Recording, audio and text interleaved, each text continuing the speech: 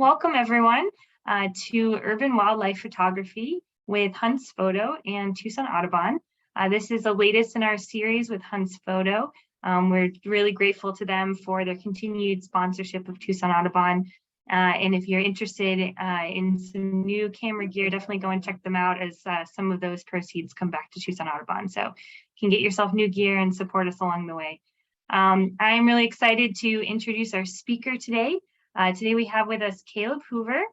Caleb is a 16-year-old birder and wildlife photographer based out of Tennessee. He started birding when he was just 8 years old and has only gotten more invested ever since.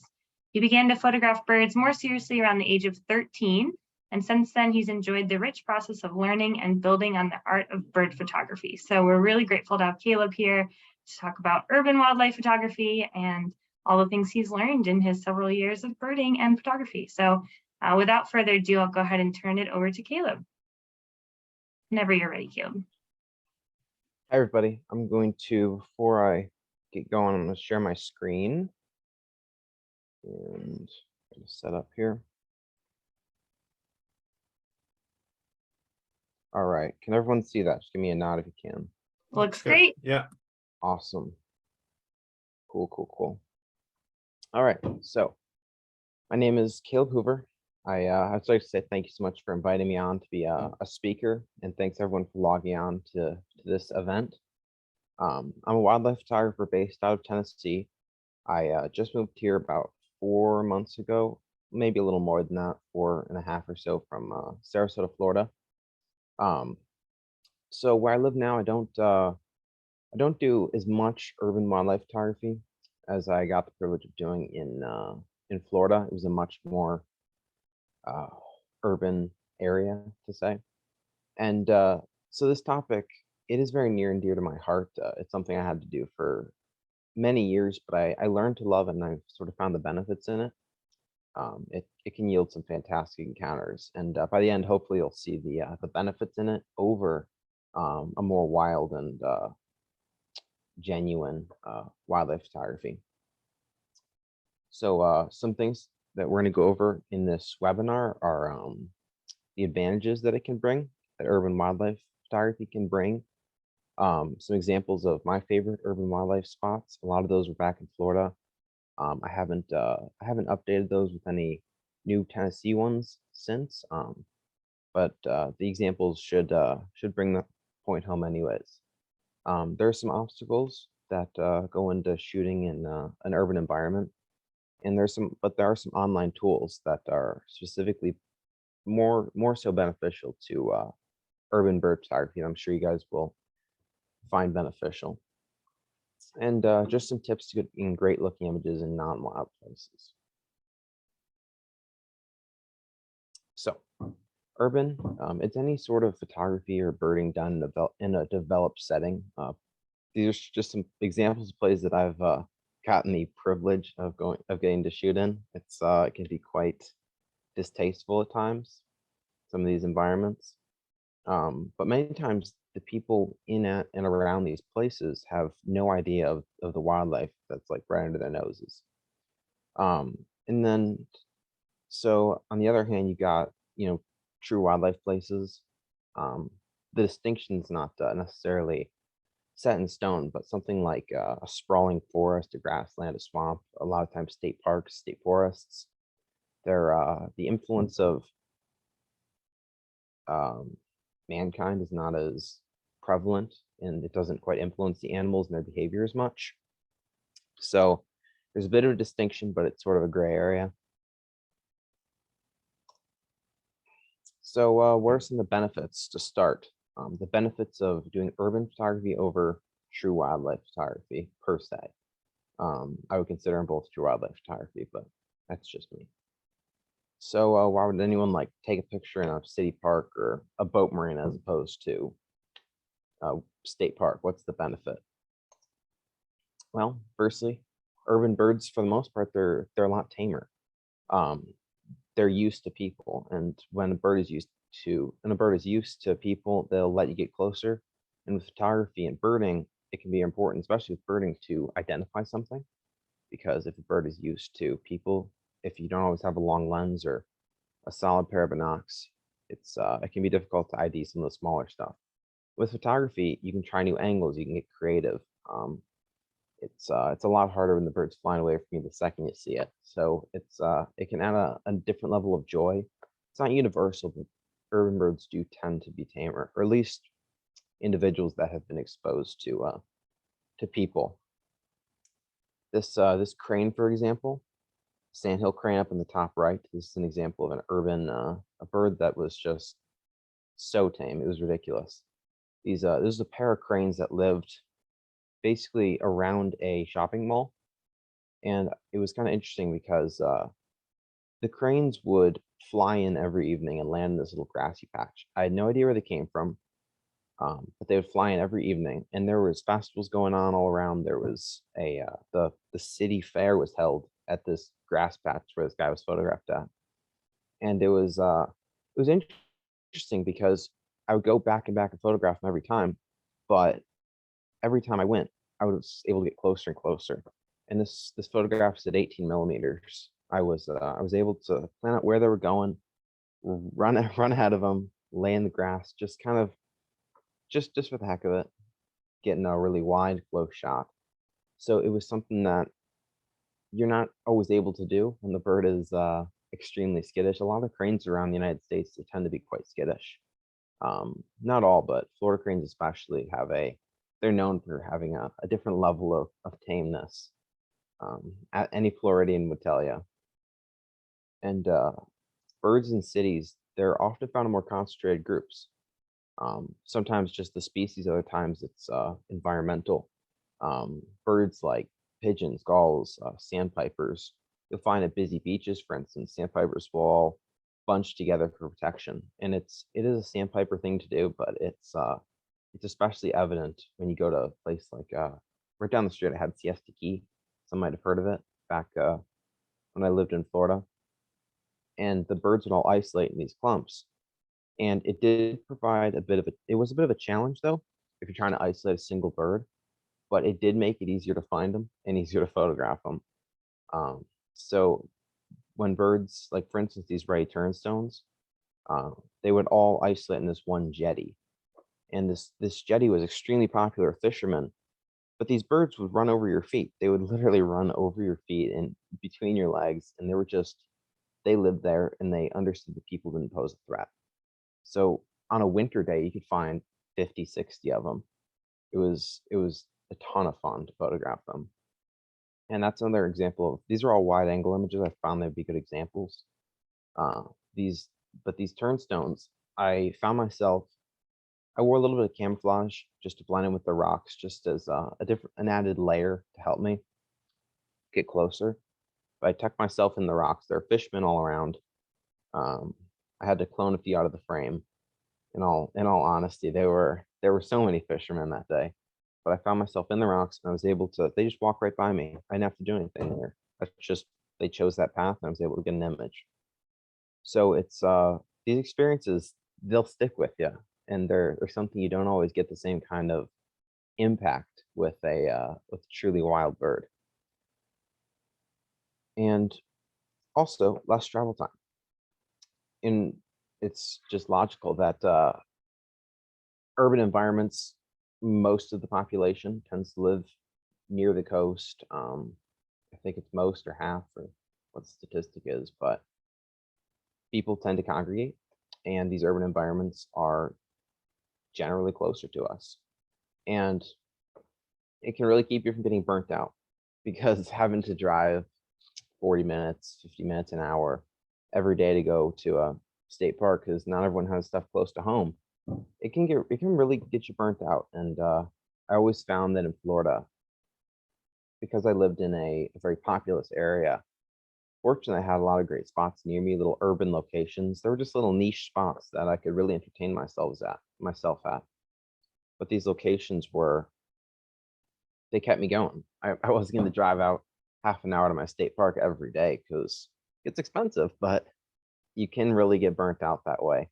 So it is important to splice some of your spots with urban stuff, because it really can be worth it. One more benefit is pushing yourself creatively. And I'll have to explain this one.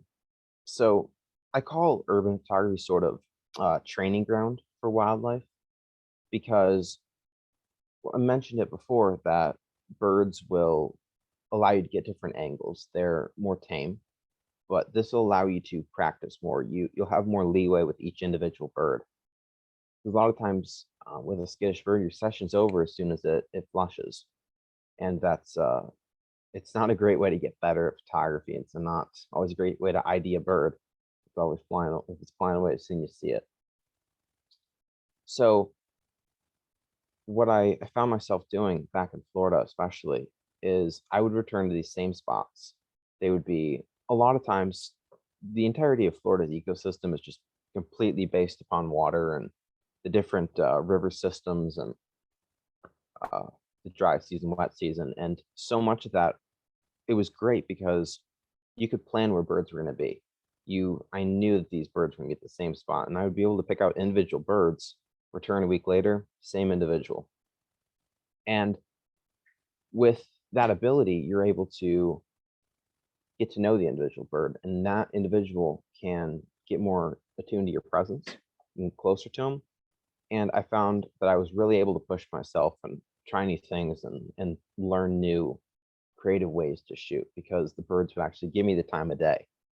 And that was invaluable for my growth as a photographer. And yeah, I wouldn't regret any bit of, because I found myself shooting behind apartment buildings and in drainage ditches. And I've had instances where people were going to call 911 because they thought I wasn't alive, because a lot of times I'm laying on the ground shooting. And there's a lot of craziness that goes on shooting in an urban environment. People make comments about the camera. It's bothersome, but it can be really worth it. Here's some behind the scenes of each of these locations. That's the jetty. They're up there on the left side at the end of the jetty. Very popular fishing jetty down in Venice, Florida. And this was a spot called Nathan Benderson Park. It's adjacent to a mall in Sarasota, Florida. There's grass patch they always do the fair at, and these cranes would, in the summer, they were regular customers. They'd show up and they'd feed, and it's a good time. And this wasn't this Slimkin image. It's a wide angle frame after sunset. But this guy, him and his mate actually, were feeding. They were like a couple apartment complexes, and they resided at this lake right in the middle. And the only way I could get there was by bike because there was a gate, but it was adjacent to a wildlife area which had a little open fence area. So it was nice because, of course, I got a lot of weird looks because I was sometimes in the water shooting. Even though there were alligators, it just worked out better that way. But I had some fantastic experiences at the apartment complex because it's not a spot I would look at driving by and say, I want to shoot there. But it had tons of subjects. The birds were isolated because everything around is neighborhoods. But there is this little patch of wildlife. So any of the birds in the area, a lot of the warblers would stop in there. I had some great migrant patches. Had a cerulean there one day, cerulean warbler, which was really special. But just a testament to what you can do in an urban environment. This is one of my favorite examples of urban wildlife subjects, the spotted sandpipers. These little sandpipers were at a marina, a boat marina, but they had installed some large rocks to keep, just to avoid erosion and such. But these sandpipers would show up every winter, and well, they show up in like late winter and stay through the summer. They spent most of the year there, but they didn't breed in Florida, which is unfortunate. But we caught them in the end of winter, and then they dissipate at late summer. But these little sandpipers were super interesting because no one ever really noticed them. I'd have my tripod in the water, up to my neck with my camera, and people are like, "What are you shooting?" But these little sandpipers, I'm pointing it out, and they're like, "I don't see it," because these little guys are living right under their noses. And they had this secret little world. These little sandpipers. There were tons of little aquatic creatures. They were hunting on these rocks, and it was like, what? Sorry, something in my throat. But once you got at their level and really sort of connected with the subject, you could see how charismatic they were. You could see how they behaved and how um, they would get into squabbles with other birds. It was truly special. But I would never have thought of this location to be a possible birding location. It was completely urban. I mean, there were probably hundreds of people that would walk a walking path around the water per day, and probably only a handful ever even notice these little sandpipers on these rocks. But it was one of my favorite experiences, even though it was an extremely urban environment. So that's one of my favorite examples of proof that you can capture great wildlife, and you can find great wildlife in urban environments. You don't always expect where certain birds are going to be, but they can really surprise you. Another type of place to visit, aside from tidal areas and rain pools, if you really you can find these anywhere. So it's universal. But the opportunities, you're gonna find different opportunities for wherever you live, but this one does tend to be quite universal. For instance, these clapper rail photos on the right side, it was interesting because clapper rails weren't seen in my area for about 6 years. They had spotted them inland once in a while. They'll catch one, but in the coastal area, up and down where I lived, there wasn't one for 6 years. And I was out one day. I really enjoyed mud flats. I would lay out in the mud flats, and the birds they would come into these little mud flats. I mean, they were overshadowed by huge buildings. It was right on the water, and there's hotels and there's big companies that are on the water here. But beneath that is these nice little mud flats that would show up. They would open up every couple weeks, and the birds would all congregate at these mud flats. Crazy cool species. And this one time, I was out at a mud flat, and I spotted something moving through these red mangroves, which there weren't a lot of where I lived. I really enjoyed shooting in them, but there was a little clapper rail that was calling for a mate, and it was calling and calling, but it was one of the most awesome experiences of my birding experience, because this clapper rail was extremely inquisitive, because he probably didn't see a lot of people. I don't know where he came from or where he went, because I never saw him again even after I visited. But he was very inquisitive as to what I was, because I'm laying there with my camera, and he would walk out past the mangroves. This was one of the first ones I've ever seen, and he would like look at me, and that's that image in the top. He would eye me and then run back in and then come back out and look at me. But right past this clapper rail, right behind it was a ginormous building, and there was only one little boat ramp that I could walk out past to get to this little mud flat. It was a ton of fun, but I had no idea the mud flat existed until one day I was just biking out, scouting locations. So if you you can often look at tide charts if you live by the coast online. You know when lowest tide is, and any bay or inlet will often have mud flats. And a lot of times you can walk out to them, and birds will congregate at these locations. So I highly recommend looking for planning out your tides, planning out with the rain, because inland lakes and stuff can dry up. Phalaropes love that. I always find them, they're spinning around in these little low mud flat areas. So it can be really beneficial but you do have to think outside the box when looking for locations in urban environments. You don't always expect where these birds are going to be, but you can have the most fantastic experiences. Like that yellow crowned night heron is at the same spot as the clapper rail. I went there so many times, and I got a lot of great photos, because the birds, they lived up and down the coast of an extremely developed area.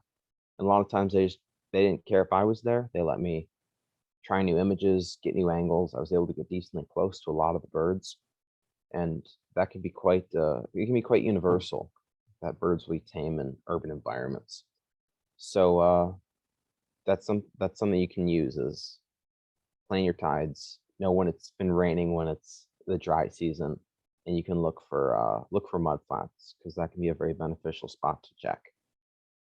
in urban environments, especially. So the last example is there was a city park that I would shoot. It was just a pond, and just one pond. Well, there was another one across the way, but it didn't really have any birds. This one pond had a playground on the right. There was a tennis court on the left, and the county jails in the back. So it was completely boxed in. It was like the central park of where I lived. It was this little oasis of rolling greens in the middle of the city. It was a fantastic location. I had never birded there for years because I just always assumed it would be nothing. I'm not gonna find anything rare. It was probably not worth my time. But it ended up being one of the most enjoyable locations I've ever shot at. These are just a couple of my images from this location. So there were a lot of people, and I would get a lot of weird looks, and a lot of people were trying to talk to me about what I was doing. And that does get distracting. You really don't want to engage in conversation sometimes when you're out shooting.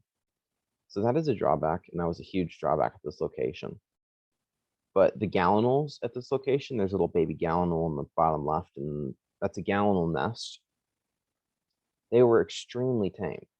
I mean, they would swim up to you. Obviously, they were looking for food, unfortunately. I never fed them, but obviously people did. It did really help with images because I was able to, because normal Gallonals, they can be quite skittish. They're often predated on. I mean, they're fantastic for birds of prey. Owls can even catch them right off the water. They're not the fastest birds out there. But the Gallonals were extremely enjoyable to shoot. The babies every year they would have multiple clutches. And then it was interesting because the young Gallonals, the juveniles, would feed the babies and help the parents out with raising the new ones. So it was like there was 3 families, I think, at this one pond. They each took separate corners of the pond. They were territorial, but they would raise up to 4. I saw 4 generations in one family. It was just the most interesting thing. And I was able to kind of be a part of this and view this dynamic between these birds. I wouldn't have known existed otherwise. I was completely in the water. It was kind of disgusting. I don't necessarily recommend it to everyone. I don't think that's everyone's thing. But if you get fully in the water, you can kind of connect with water birds quite a bit and get some really nice images from your eye level. But it was fantastic. This anhinga was another one. I was shooting Gallonals, and this anhinga came by, and I just see him pop down. He's going through the lilies, and the lilies would come in and fade out throughout the year. But at this time they were super dense, and it would poke up through the lilies, and I was able to line up with them.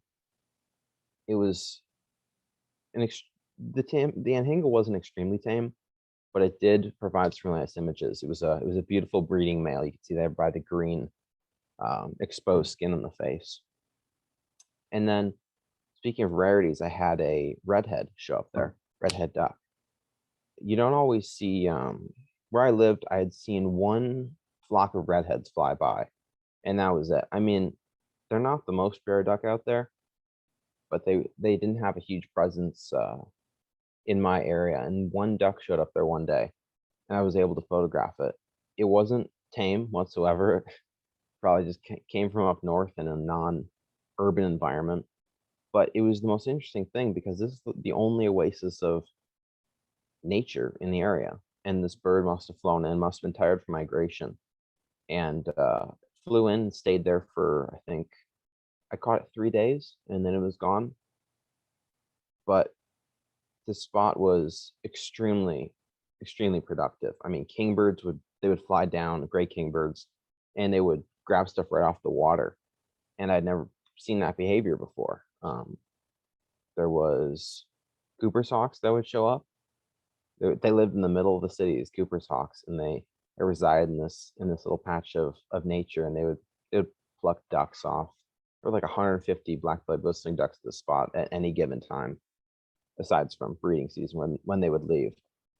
So that was another example. Just city parks, every city has them. They're just little oases a lot of the times, but that's all the birds need sometimes, just a little patch of nature. And as a photographer, it's a little bit more important to, I'd say, than birding, to find trying to figure out how to say this. It's kind of lost my thought. Well, anyways, with photography, I always find that you can shoot the same subjects over and over again. It may not be as interesting with birding when you're targeting species. I started off as a birder, so I was just in the building up a life list. I wasn't super interested in seeing the same birds time and time again. So this going to urban locations again and again can be a little bit more beneficial for photography, I will say. How about some obstacles now? Because it is extremely fun.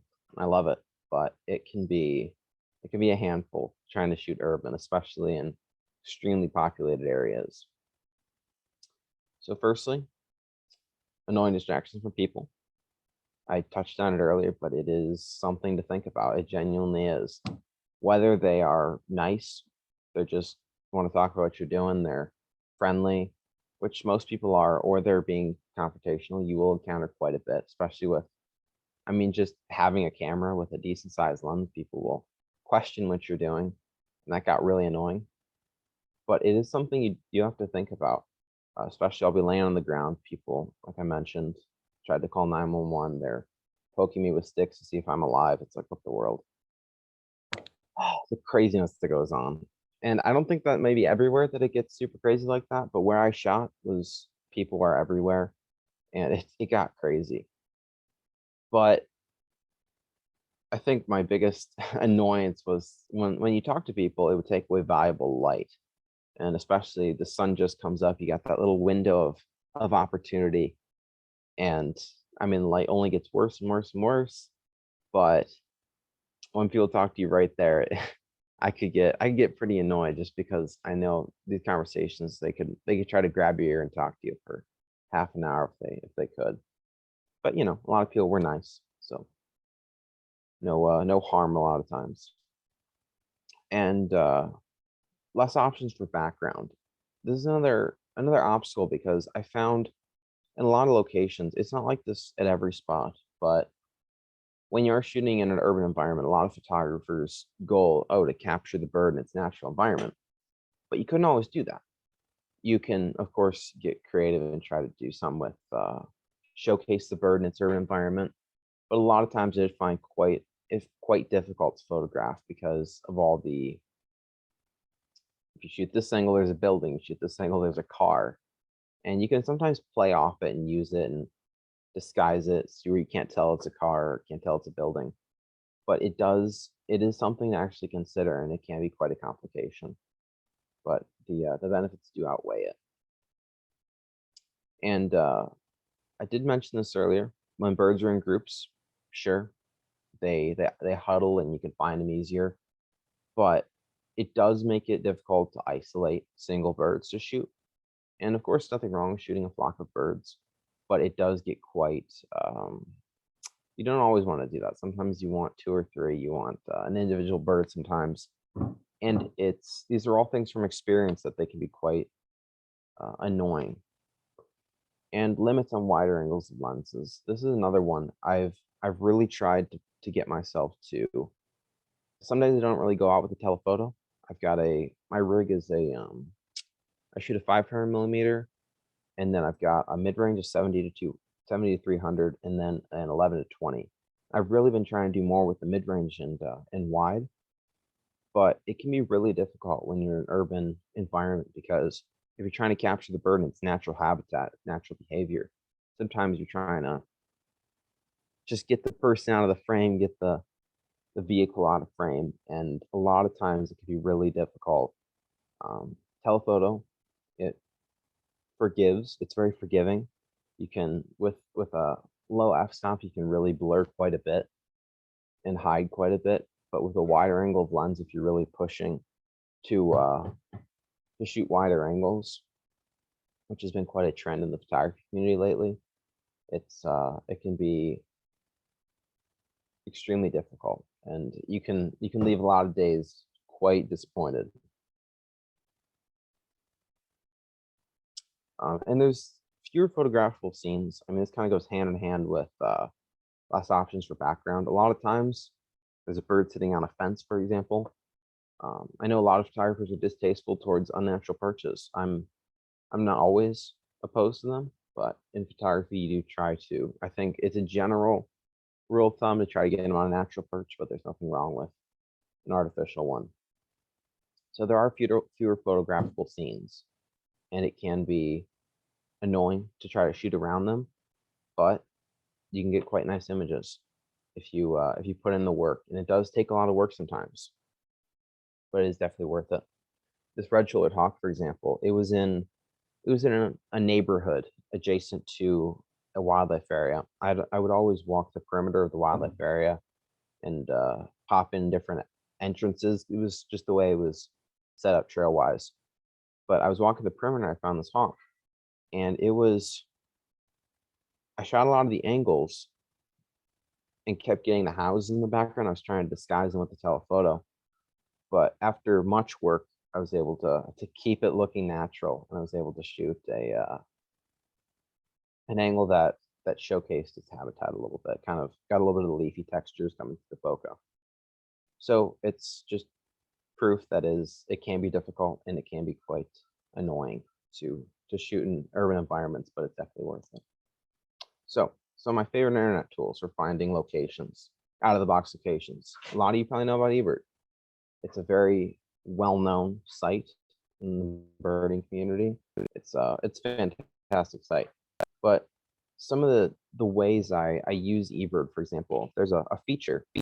This is extremely beneficial, especially in the photography aspect. You can go in, I'm not going to do this step by step, but you can see the photos that have been taken in your area at certain locations of the birds. Some birders will include photos. And when you see these photos, you can a lot of times see what the habitat looks like. You can see what's around these birds. You can see what kind of opportunities they're presenting. You can see if they're skittish, what other birds are around. And this is a way that you can, because scouting does take time. I do a lot of scouting work before photographing, and a lot of days I'm just out there with the mid-range, not really planning to photograph anything. But Ebird can save a lot of time scouting. I find that, like, for example, this egret photo here. This was an Ebird specialty. Someone had photographed they'd taken a picture of a bird in a mud flat. It was an egret. And I found this picture on Ebird, and I looked through it, and I decided to visit the location because it seemed like the way the light was hitting the photo that you get good backlight early in the morning. And it was just a matter of a fortunate photo that I was able to sort of deduce the lighting conditions. And when I went there, it ended up being one of the best spots I've ever been to. And and I've got countless experiences, but it's right behind a mobile home park. So the spot is accessible to the public, but I would never have found it otherwise. And it was just an Ebird specialty. So Ebird is, of course, you can log your sightings in Ebird. You can look at other people's sightings, but looking at the photos, looking at the sightings can be beneficial. It can really help because urban environments are tricky. You don't always know where to look.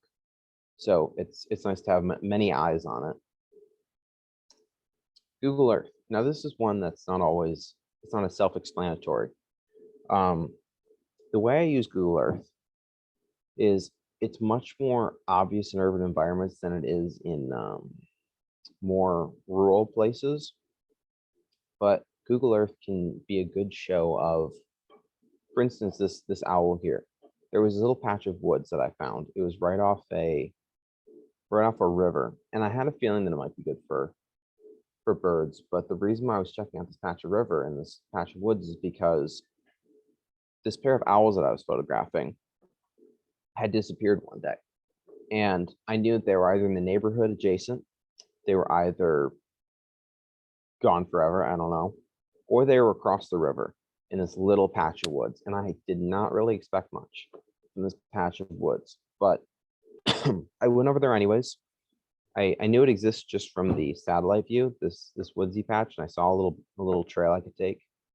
So I went there and I found the owls. The second I walked into this woods, I came to a little clearing. The owl flew up. It saw me and flew up right next to me and stared at me. And it was curious as to why I was there. It was a young owl. You can see by the little fluff on the side of the head.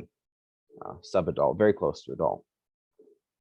But I would have had no idea this patch was existed. I wouldn't have known to go there without using the satellite view. And it's helped me many times to find locations and to know if some locations are accessible or not.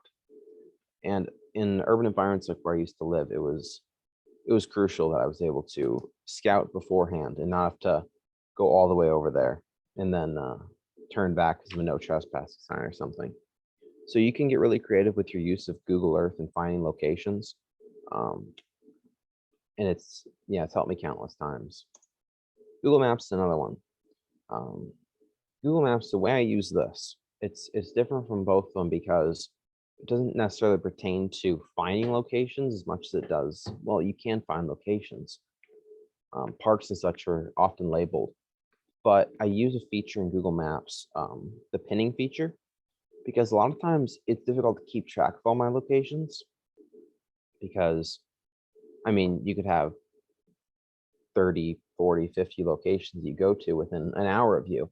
And all these little locations, it's hard to remember where do I want to go in the morning. I don't know. A lot of times I won't wake up because I just didn't have anywhere I really wanted to go to. But what I started doing, I started making pins like this. This was where I used to live in Florida. These are some examples of what pins look like. You can click on them and see the location. And now I work off a list connected with these pins. And what's great is you're able to get a general idea of the distance of your locations, because obviously this doesn't apply to everyone, but for me, I didn't really want to drive very far. And sometimes, because I started birding when I was really young, I had to bike to a lot of locations for many years, and distance did matter. Proximity mattered a lot, especially if I was in a time crunch, got to get back for school. But being able to organize my locations, I was able to more linearly throughout the year find my subjects, what's breeding now, what places are dried up, what places are mud flats. And I was able to use this information in conjunction with a list of all my locations and the pins in order to organize them geographically. It's a great way to be able to keep track of all your locations, even the little niche spots that you find. So I found that invaluable with my photography, is being able to organize my locations in that manner. So I highly recommend checking that out. It's a great way to organize your spots and remember all these little urban locations you find. And the most urban I think you can possibly get is using your neighborhood and backyard area. Not leaving the house, not leaving your yard, you can still get some really nice images. These images, for example, were extremely close to home. The thrush, the hermit thrush, for example, was maybe 100 feet from my house in a little pond that we had in the neighborhood. And just to the side of it, there was some Brazilian pepper trees. And underneath, this thrush would hang out and feed. And once in a while, I'd take my camera out to this pond and just look for stuff and have some extremely good experiences. But it would reside in this just little tiny patch of woods in my neighborhood, just down at the end of the road. And these screech owls, they were in a nest box I built, not like the one in the photo, but it was right down the street from me as well. So using your neighborhood it can be extremely beneficial. But I'll go into that more. One thing you can do to maximize the photogenicness of your yard per se, if you don't have a yard, if you have an area nearby, you can see if you can get permission to set up perches, feeders. A lot of times shooting on a feeder can be quite distasteful. Of the bird on a feeder shot is not always one you try to go for. So what you can do is you can set up perches sort of intermediately, and I found that to be beneficial. I got to set up some, I just moved to Tennessee, so I've still got to set up mine. I'm gonna get some hummingbird feeders out here. Sorry, but I'm gonna set up some perches as well, because I'll be able to photograph them on the perches, in flight landing, and it'll provide a lot more opportunities. So if you don't leave the house, that's a great way to draw in birds as feeders. And we all probably know about feeders or already have them. But it's just a good reminder, because They can be a fantastic way to still see great birds. Sometimes a great migrant will fly in. You never know. And if placed right, these perches, if you place your perches right, you can often get and choose the right perches. It can be quite a chore to choose perches and dig them into the ground. But if you choose them right, you can get some fantastic images.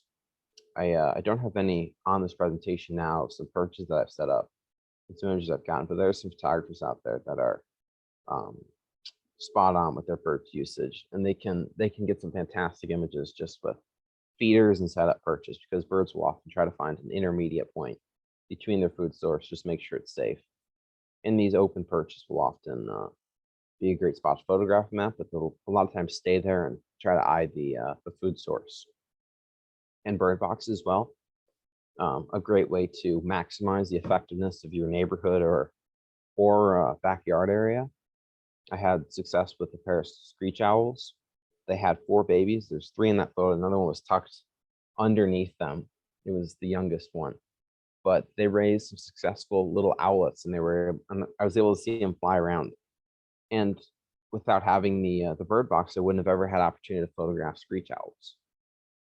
So I highly recommend, whether you build them or buy them, setting up bird boxes.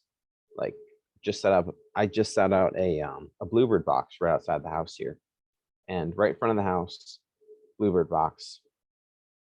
And they raised 2 clutches this year, and it was just so cool to see them flying every day. They would land on some budding trees, and that's a way you don't have to go anywhere. You could just, sometimes you can shoot from indoors through a glass window, get some great images. So I do recommend. It's about the epitome of urban bird photography. Bird boxes, food sources, water, they can really be quite beneficial.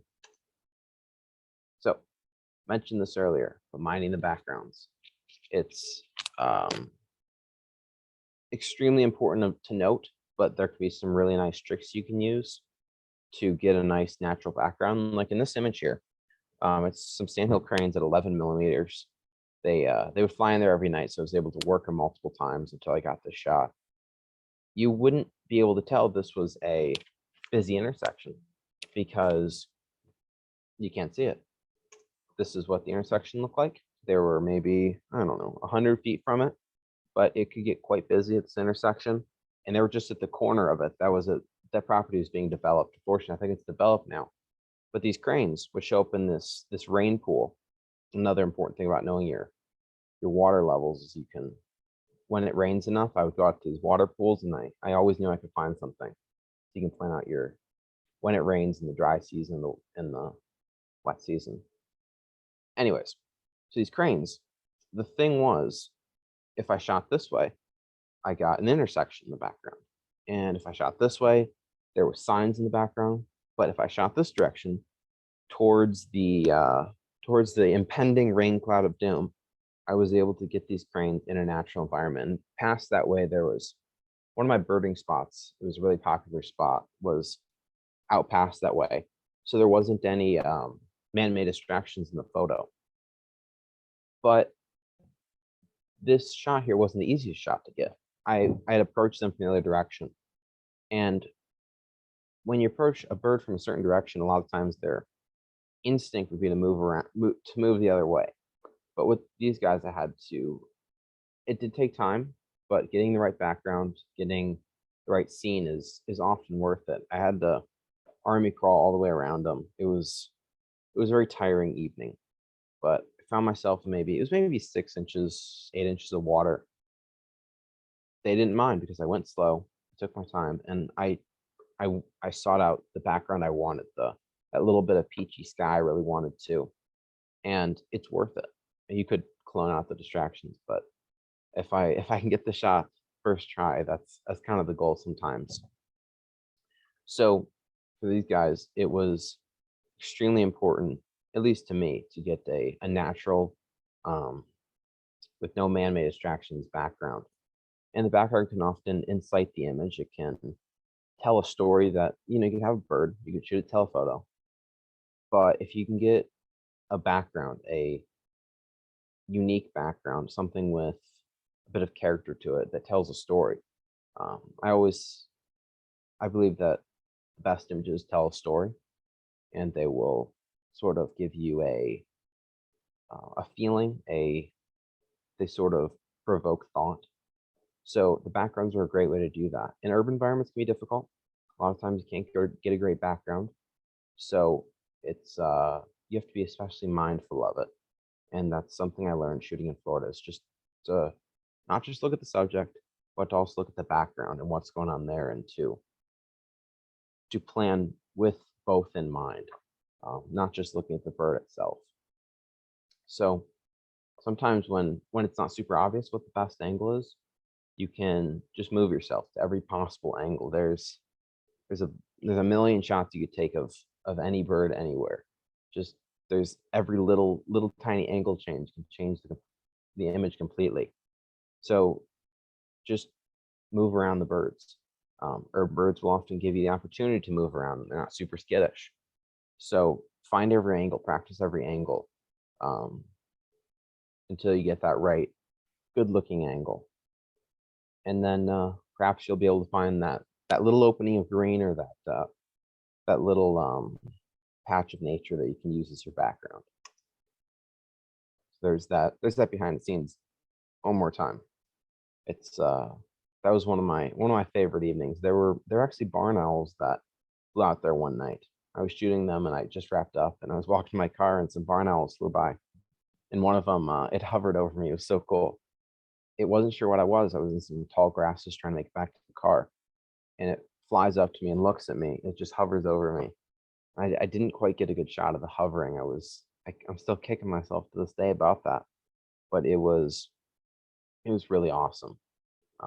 Urban environment, the barn owls would come and hunt over the intersection sometimes because that's all they had. But that spot did surprise me.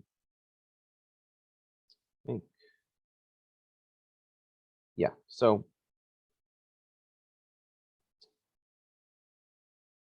I'm not going to quite go into questions quite yet, but just a bit of a recap. We talked about what urban photography entails, how shooting in an urban environment can help you grow. Some tools I used as online tools, Ebird, Google Maps, Google Earth.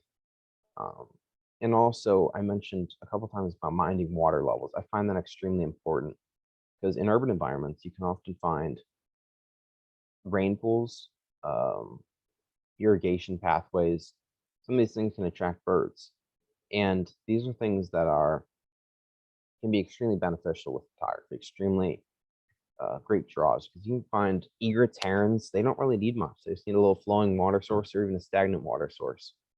So I always found it beneficial to plan tide levels and plan rainfalls, because after a good rainfall, you can get a good tidal pool, and that's what I did with the cranes. So that can be a really great way of making the most out of an urban environment, because the birds will congregate to these water sources. Also, the importance of background. You don't want to put a building in your background a lot of times. So move around your subjects, find that little patch of green, find that tree is just and if that's your perfect background, go for it. And also the importance of one more thing I don't think I mentioned. In urban environments, sometimes you have to get permission to shoot certain places. I had a weird situation once where I was taking a bike ride out to one of my spots. It was close, so I didn't have to drive. I just decided to bike, put a camera in my backpack. And on the way back, there was this hedge, and there was a juvenile Cooper's hawk sitting on the hedge. And I thought it was the coolest thing, because this hawk, it was a first year. Seemed very disoriented. I wasn't sure what the deal was. It was right off a busy road. May have gotten hit, I'm not sure. But it's sitting on the top of this hedge. It was a low hedge. And I was shooting it, just photographing. I was moving different angles, using a little bit of foreground. And then it occurred to me, this guy walks out of the establishment in front of this hedge, and he started talking to me, and it was a bank. So they thought I was scouting out the bank, and it all ended up well and fine. I didn't realize it. I didn't even notice it, but you do have to be mindful of where you're shooting and what direction you're shooting. I wasn't shooting in the direction of the bank, but I guess someone got paranoid inside, and it's all well and good, but you do have to be mindful when shooting in certain places. Also, getting permission. Sometimes it'll be so tempting. Just you want to get the right angle and you want to step just a little bit over onto someone's property, but it is important to get permission to shoot in these places because you don't want to cause problems. You don't want to give birders and wildlife photography a bad name. So that's about it here. I think that concludes my presentation. Hope everyone enjoyed. Thank you so much. That was just fascinating. You know, I'm not a photographer myself, but it's just so fascinating to see into your process a little bit. And obviously the results speak for themselves. I mean, your photographs are just stunning, and you seem to again and again really capture the character of the birds, and I really appreciate that. Thank you. Yeah, just fascinating. And I love thinking about all the intricacies of shooting in these you know, human-made environments. It's really cool, and of course that's where most of us live. So Yeah. and also thinking through the water thing with, you know, Tucson Audubon, obviously we're in a desert, so the water is a big piece here too. And I'm sure for those of you on this call that are photographers, you also probably pay close attention to those details. So we do have a couple of questions coming in the chat. So let me see. Yeah, Jen feel free asked, to. yes. Sorry. Feel free to type any questions in the chat. If you want to raise your virtual hand, ask them personally. I'm not opposed to that. Any questions you have are welcome to any part of the presentation. I enjoy answering them. Awesome. Yeah. So Jen would like to know what type of equipment you use and what you can recommend. I shoot. I'm probably going to do a bit of a gear change up here soon. I personally right now I'm shooting a 7D Mark II. That's Canon. I really do enjoy that piece. It's a solid camera body. It's 2014, a bit older, but I've taken that thing everywhere. It's so battle scarred. I've lost my shutter button on it. It's I milled up a wood shutter button and I was able to epoxy it on.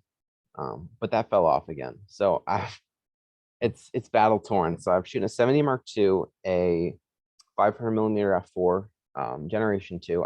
I do enjoy it, but I found a need to go for a lighter telephoto lens. So I think I'm going to purchase a Canon 300mm f2.8 Gen 2 soon. I got to test one out. I just recently took a trip up to Michigan, popped into a camera shop, and they had one, so I got to test it out, and I really enjoyed it.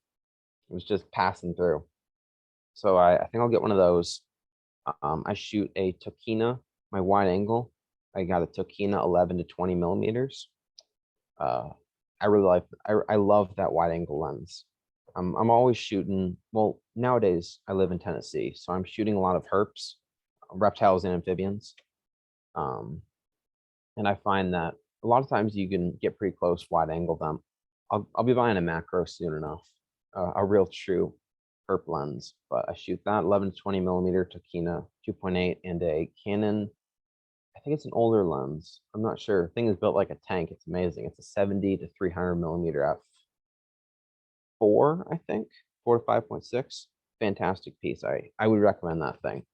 It's a really sturdy mid range. I keep that in my wide angle in my bag, and I'm often shooting a chest harness when I shoot my mid range. I'd very much recommend a chest harness to anyone who does a lot of photography or plans on walking a decent bit when they're doing photography, because those things they're amazing. I've really gotten into them. And then I'll be getting a flash soon, so I do recommend flash for certain things, but that's just about my gear setup. And I don't always use tripods. Once in a while, like in the water, I don't really want to hold the camera hovered above the water. So hopefully that is a general synopsis of what I use. There was a follow-up question if there's anything you'd recommend for beginners or people just starting out.